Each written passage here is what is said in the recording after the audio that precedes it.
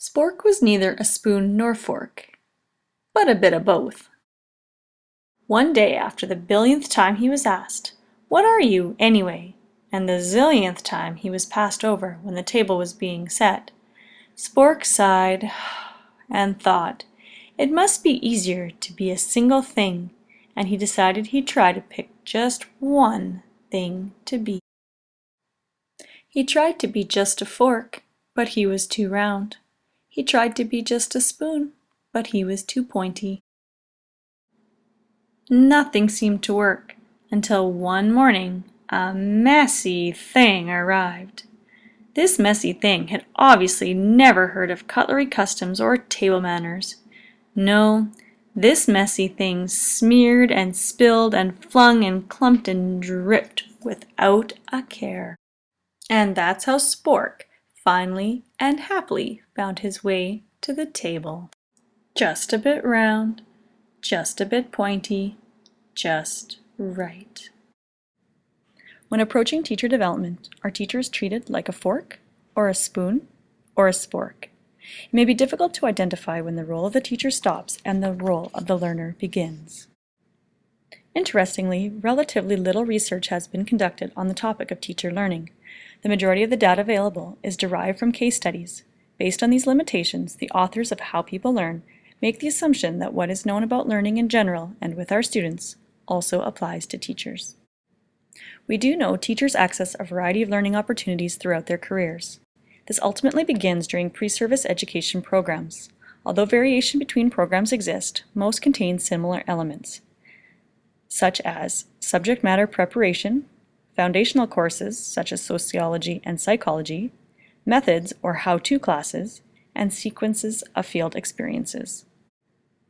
Soon-to-be teachers would typically be expected in their program to build subject matter knowledge and use that knowledge to increase student understanding. They would gain a significant knowledge base derived from research on teaching. They also aim to develop skills to assess student achievement and strategies for using these assessments to further student achievement. The primary outcome is a tradition of teachers' ability to incorporate elements such as equality and justice into the school and ultimately society. Although these understandings may be a focus of pre-service programs, teachers may be unaware of them. In order to improve the effectiveness of pre-service programs, several challenges need to be addressed. According to the National Commission on Teaching in America's Future, inadequate time, fragmentation or disconnectedness of courses to each other and to the authentic classroom, uninspired teaching methods relying on lecture and recitation rather than hands-on activities, and lastly, superficial curriculum or the lack of a variety of subject matter courses available. As a result of these challenges, pre-service teachers frequently identify a disconnect between their coursework and their experiences in the classroom. Courses may be seen as disjointed, irrelevant, too theoretical, or have a lack of connection to what is actually happening in the classroom. A further complaint is regarding the reported lengthy and intellectually lacking methods courses. They can result in teachers who do not put forth a great deal of standing on educational research. Teachers may also miss the importance of continually seeking knowledge and understanding to improve their teaching practice. Once teachers gain certification, their professional development continues through a variety of avenues. 1. Teachers learn from their own experiences in the classroom and the school environment. Teachers frequently ask themselves, what worked, what needs improvements? Secondly, action research conducted more formally results in authoring of journals, essays, and classroom studies as examples. These products are the end of typically 1 or more years of classroom-based research. Not only can the results of this research inform the teacher undertaking the research, but can also be used to inform other teachers of relevant findings.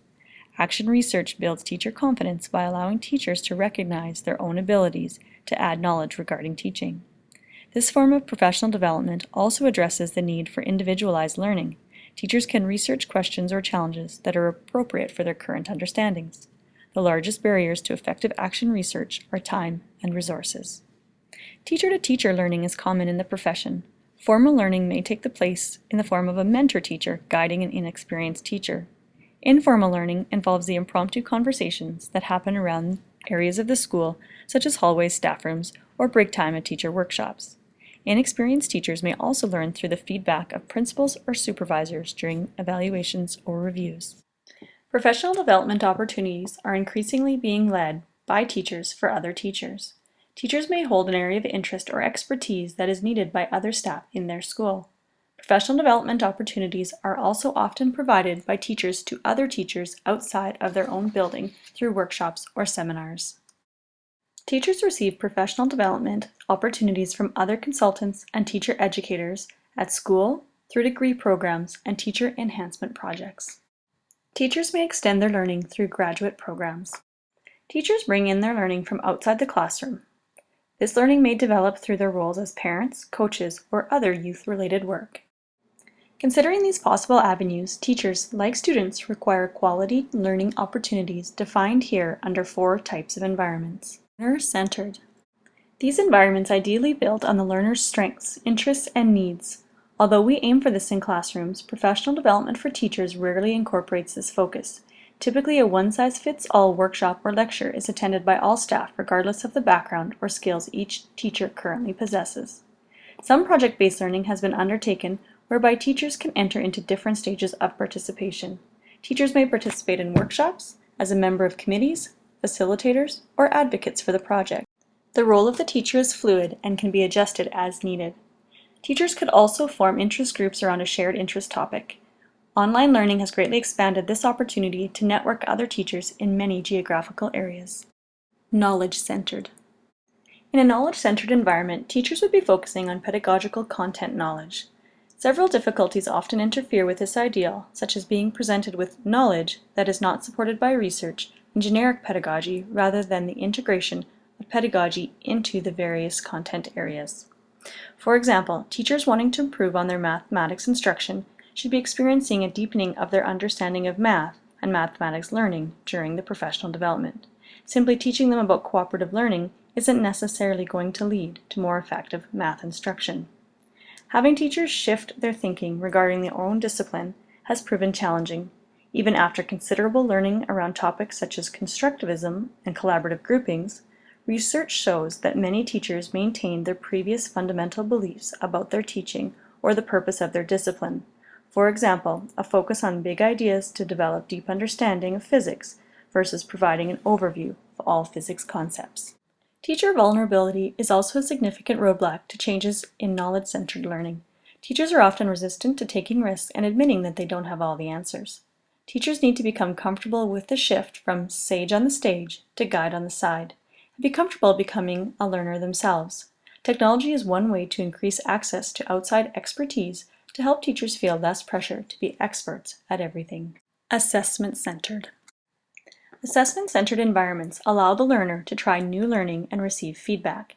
Teaching can be an isolating experience. Feedback is often through teacher self-assessment.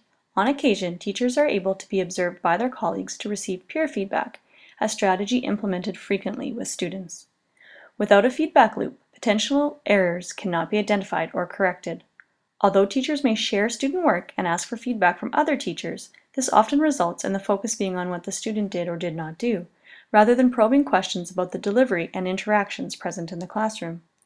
Opportunities for teachers to build self-assessment strategies, as well as request feedback from their peers, would help to identify areas of improvement that the teacher may have previously failed to notice. Community-centered. When the environment is one that functions in a way that collaboration is an integral part of learning, then the environment is community-centered. This often happens for teachers through communities of practice, whereby teachers collaborate with their peers in educational research and practice. Teachers share together what is working well and what needs improvement, particularly with regards to pedagogy and curriculum development. This is most effective when 2 teachers are responsible together to make sense of learning challenges and create a plan for learning. In making decisions together, teachers share their reflections through interactive discussions. Teachers must discuss data around student learning and can delve into the evaluation of learning through their shared experience. Looking more specifically at the math and science classrooms, additional details and strategies can be ascertained. In Lipling-Moss study, Knowing and Teaching Elementary Mathematics, Teachers' Understanding of Fundamental Mathematics in China and the United States, research shows significant evidence of students in specific Asian countries, such as China, outperforming U.S. students in the area of mathematics. This is confirmed by the Program for International Student Assessment, PISA, group for both mathematics and science. While several factors have been suggested to explain the gap, Ma's research reports teachers' mathematical knowledge and training are key factors to student achievement. In her study, American and Chinese teachers were given the same question, posed by a student regarding area and perimeter. Teachers from the respective countries had substantially different responses. Both responses were of equal length, but the Chinese teachers provided greater mathematically relevant explanations with greater organizational structure. Ma believes that the Chinese teachers, who frequently use lecture-style methods, have developed stronger communication methods for mathematical transfer. Although other teaching styles could be used to bolster communication, the lecture format requires practice and refinement of these skills. She also identified the term knowledge packages when referring to teachers' subject matter knowledge. Knowledge packages for any topic contain procedural and conceptual elements. These two features are used for the specific topic and to connect to other related learning topics, an essential element to a comprehensive knowledge package. Underdeveloped packages become fragmented and difficult to facilitate. Knowledge packages also formulate sequences which are required for student mastery of the topic. Students must acquire one specific key piece, then another, and another, before an understanding of the topic is acquired. Teachers with a more complete knowledge package are able to create more effective connections for students. Therefore, Ma suggests teacher training in the field of mathematics be aimed at what she coins profound understanding of fundamental mathematics, PUFM. Teachers are able to perform in this way when they demonstrate connectedness among mathematical topics, including multiple perspectives, meaning multiple solutions are possible, but recognizing there may be advantages of one over the other. Basic ideas and attitudes are also highlighted, along with longitudinal coherence, knowledge of the curriculum before and after the curriculum currently being taught. Ma's final assessment concluded the Chinese teachers received better early training, were specialists in the field of mathematics, and had working conditions that allowed for deeper understanding.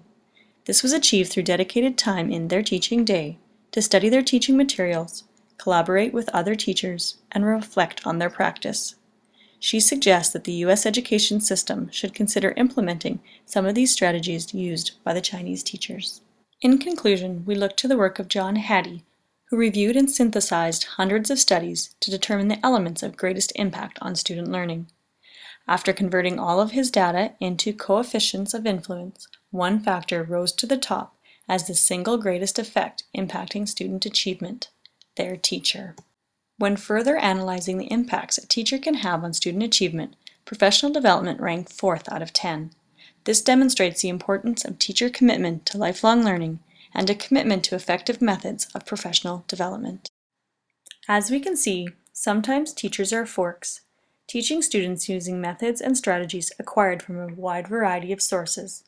Other times, teachers are simply spoons, learners of new information, perhaps content such as changes in government representatives, or Pluto no longer being a planet. Most of the time, teachers are in fact sporks, committing to their own lifelong learning as a way to constantly be improving their own practice and the achievement of their students. In other words, the constant quest for a better best.